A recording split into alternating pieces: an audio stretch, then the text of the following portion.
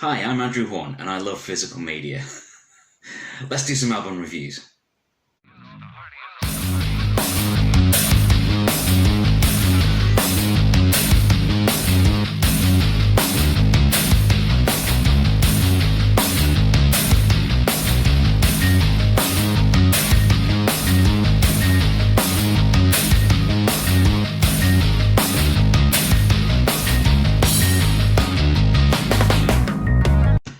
Hey, welcome to Planet Hex. I'm Andrew Hawnt. It's time to talk about some music. First of all, before I get to the two albums I'm going to review on this episode, the Shades of Gray and SmithKotzen, I want to talk to you about a new show I started over on Podomatic, started an audio podcast, Andrew Hawnt's Rock Revival, which the cover of looks like this.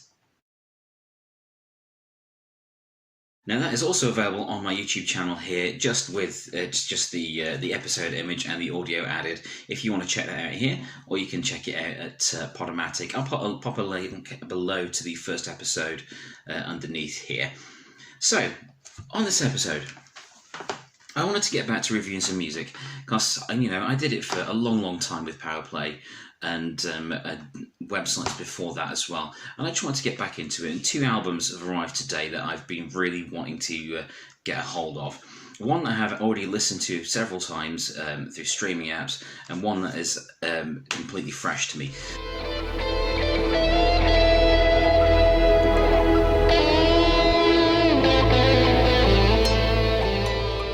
So the first one I'm going to talk about is this one, SmithKotzen.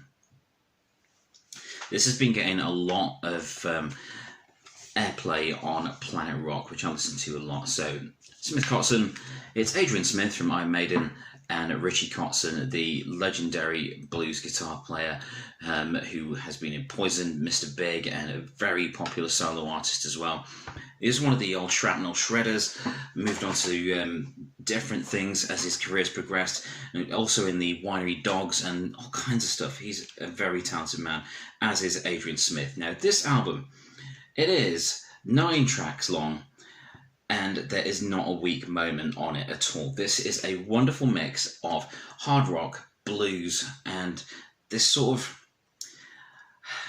swagger. There is a laid-back confidence. There's a very easy confidence to this album, which just demonstrates the confidence these guys and the ease these guys have with their playing and their songwriting.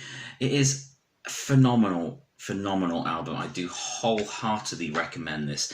If you have been listening to Planet Rock or you've checked out the videos, you'll be familiar with tracks like Taking My Chances and Scars and the other one, Soul of Fire. There is not a bad moment on this. The vocals are shared between Adrian and Richie. The guitars are shared between Adrian and Richie, as are the bass tracks. The drums, some of the drums are even played by Richie Kotzen, and there's even a guest appearance on here, drum-wise, from Nico McBrain of Iron Maiden. If you're a fan of Iron Maiden, I don't think this is going to really blow your mind to the same extent that it has mine, but if you're familiar with other things that Adrian Smith has done, like Psycho Motel and the stuff he did with Bruce Dickinson solo albums, then I think you're going to find something special in here. His guitar playing is absolutely spot on. Richie Kotzen, I don't know how I can possibly describe the level of talent that Richie has, but it's just unreal. He's been a long-time favourite guitarist of mine for many years.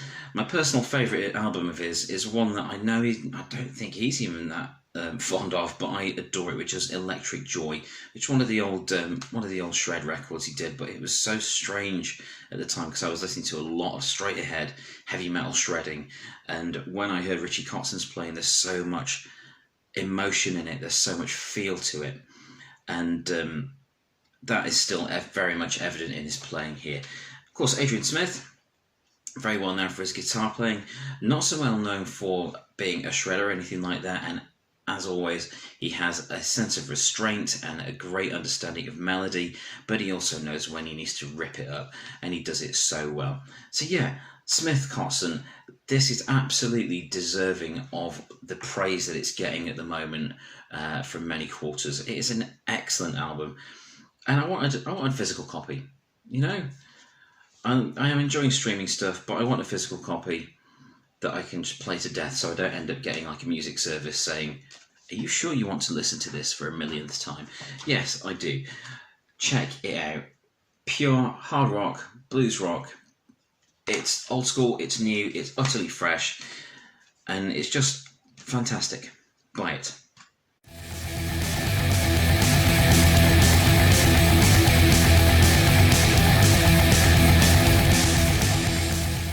So the other album I'm going to talk about on this episode is Shades of Grey by Mike Gray. Now, Mike Gray, I go a long way back with listening to Mike Gray's guitar playing. He was in the AOR band, melodic rock band, Jagged Edge, putting out one of the finest melodic rock albums of all time, Fuel for Your Soul. You know, I got into that when I was about 12, 13. AOR and melodic rock wasn't the thing at the time. You know, grunge was coming in. I've got a kitten attacking my feet. I'm sorry if I seem a bit distracted. But I discovered Jagged Edge, loved Jagged Edge.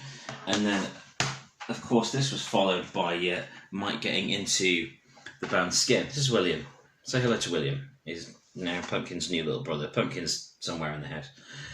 In the band Skin. Now, Skin came out at a really important time for me. I needed something that was a full-on rock band at the time, and there just weren't any around. And Skin sorted that out for me. They filled that niche in very well for me. So the first album, of course, it had things like Money on there and Look But Don't Touch, the anthem itself. That moved on to the second album, Lucky, so that went in a bit more of an alternative direction, a bit more of a modern direction at the time anyway, and it was still awesome. Following that, I kind of fell out of touch with what Mike was doing, because life is a strange thing, and it can take you in many different directions, sometimes at once. But I became aware of this. Oh, by the way, I did, as a teenager, I want to put this on video. I have already raised this with Mike personally on his Facebook page. Back in the 90s, during a short gig at the Roxy Rock Club, where Skin were promoting their album, I got to hang out with the band. Me and my cousin and my friend James at the time were let into the venue under the pretense that we were actually Skin's crew. We weren't. We were just hanging out, trying to get there early because I thought there'd be a queue. And we went in, spent the entire evening with Skin, and they were all absolute class acts. All four members were really, really cool to us.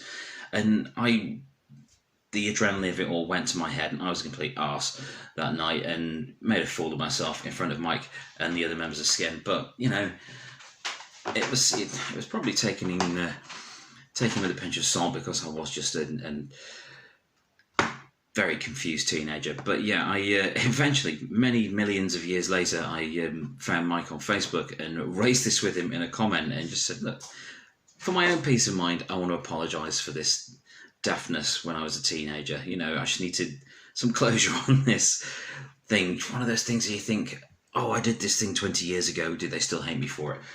But anyway, he was cool with it. He was totally cool with it. So that was a nice little aside. Mike's a really cool guy. This album is interesting. The four members, if you check out the four members on the cover of Shades of Grey, nothing to do with a certain, I was going to say literary phenomenon, but things with words in phenomenon. I don't want to call it literary. Nothing to do with that. This is an excellent rock album. This has been self-produced and put out on Born to Rock Records, which is just a great name. And it's just kind of a celebration. It feels like a celebration. All four members on there are Mike, and he's played everything on the album, done all the vocals, apart from the drums. Didn't do the drums, but who did the drums? I've forgotten. But this is just a celebration of an album. It celebrates an era that is kind of gone, but kind of always there. Let's have a look there. Oh, it was mastered by Andy Sneap. Quality. No wonder the guitars sound so chunky. Drums by Pete Newdeck. That's who did the drums.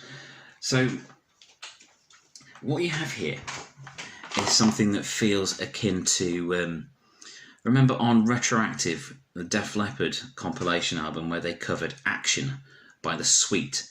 It's a bit like that. It's sort of, there's a 70s element, there's an 80s element, but there's a definite feel of 70s glam rock, you know, Mud and Sweet and a little bit of Slade in there, mixed in with some incendiary guitar playing from Mr. Gray.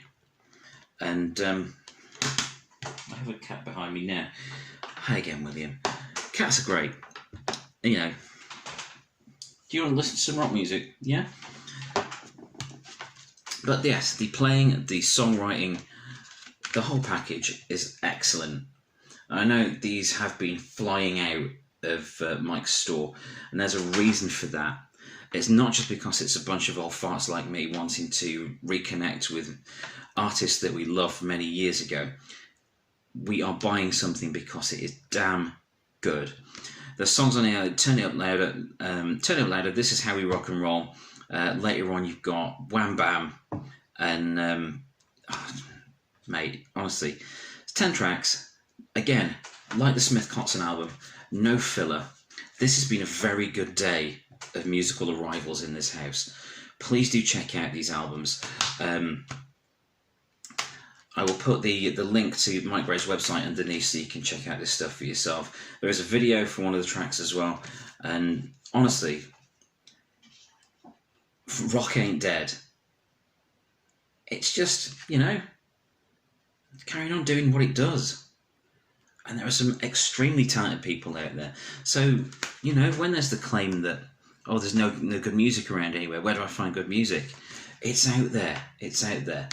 Check out new artists, check out old artists, see what people are up to in the scenes that appeal to you. But yes, definitely, wholeheartedly recommended. SmithKotzen, Shades of Gray.